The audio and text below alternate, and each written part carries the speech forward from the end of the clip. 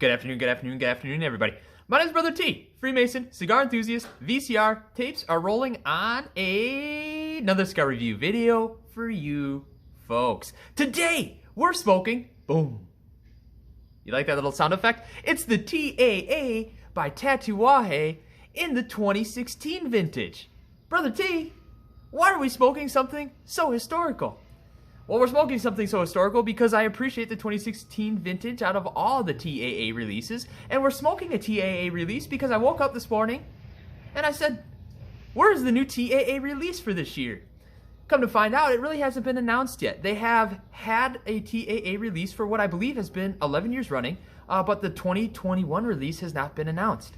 And it typically comes out, by my mileage and my industry experience, in the early summer time frame. I typically look for it in late May to early July, and I have not seen it. There are other manufacturers as well that have not announced a TAA release, such as AJ Fernandez.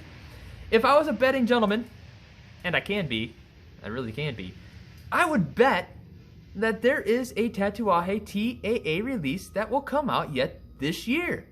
I don't foresee them missing one. They are probably the most anticipated TAA release in my mileage out of all the manufacturers. Really, because the price point is competitive at typically about 11 bucks. The blends are amazing, up to and including this stick from 2016. Again, my favorite vintage out of all the offerings from prior years. So, initial impressions.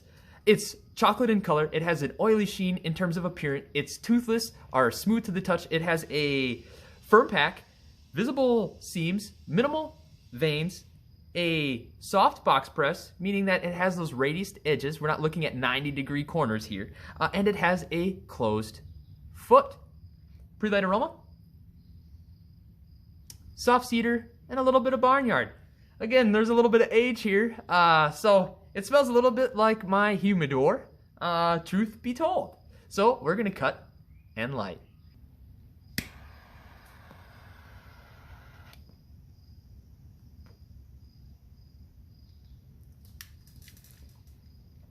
Initial impressions: black pepper, slight earth, maybe a slight coffee right now. We'll see how that comes together, how it develops. Draw.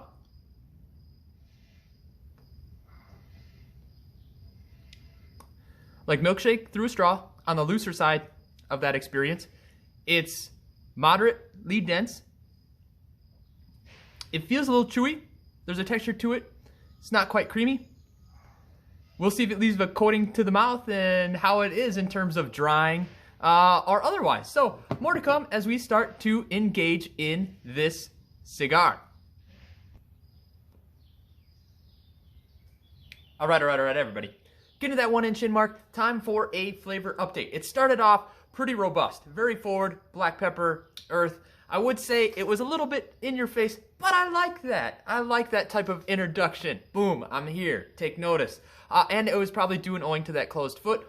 Again, add some dynamic experiences really to that smoking engagement. So, hats off, love closed feet, love it, love it, love it. Or two vitolas that change. It makes for a very dynamic experience, something to pay attention to. So once we move through that closed foot, the body of the smoke fell off back down to about a medium. The primary notes that we're getting right now, we have a red pepper chili flake and a slow building back of throat scratch. There's still an earth component there. There is a coffee bean, a slight cream, a subtle cocoa, and it is just fantastic. It is almost how I remember it. Not quite from 2016. It lost a little bit of its edginess. It feels like the profiler is more rounded, a little bit more smooth. Certainly though, worth trying. If you folks have one in your humidor, bust it out. You won't be disappointed. Outside of that, folks should really look into the TAA releases from Tatuaje. They are, in my experience, fantastic and something, again, I look forward to every year. More to come when we come back. When we get to the halfway point, we're going to do the blend and flavor update. All right, everybody. Getting to that halfway point, time for a blend and flavor update. In terms of tasting notes, The red pepper as well as the backup throat scratch, they're by and large gone. They still appear intermittently, but it adds some contrast to the blend.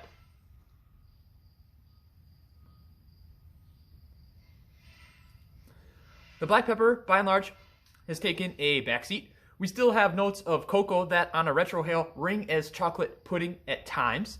There is a wood component there as well. Fantastic cigar, fantastic. In terms of blend, it uses a Connecticut broadleaf wrapper, and then the binder and filler are from Nicaragua. All right, everybody. Get to that point where we can undress this guy, remove the band. We already did that because I thought I was on record one other time already. So, band image, then the obverse side, and we can talk about that band a little bit. It has a high contrasting color palette. What strikes you is kind of patriotic colors. It has the red, white, and blue, albeit a sky blue versus the stars and stripes blue that we're typically used to when using that analogy. It has embossed elements throughout. It has engaging portraiture. There's also some gold elements as well. And so in terms of finish, the gold elements are matte. Everything else is a semi to a full gloss in terms of finish. The band stock is adequate paper stock. Prefer something that edges a little bit more on the cardstock. You folks know me. But nothing that really takes away from the branding or brand positioning. It's certainly very well done. Let's walk through some tasting notes.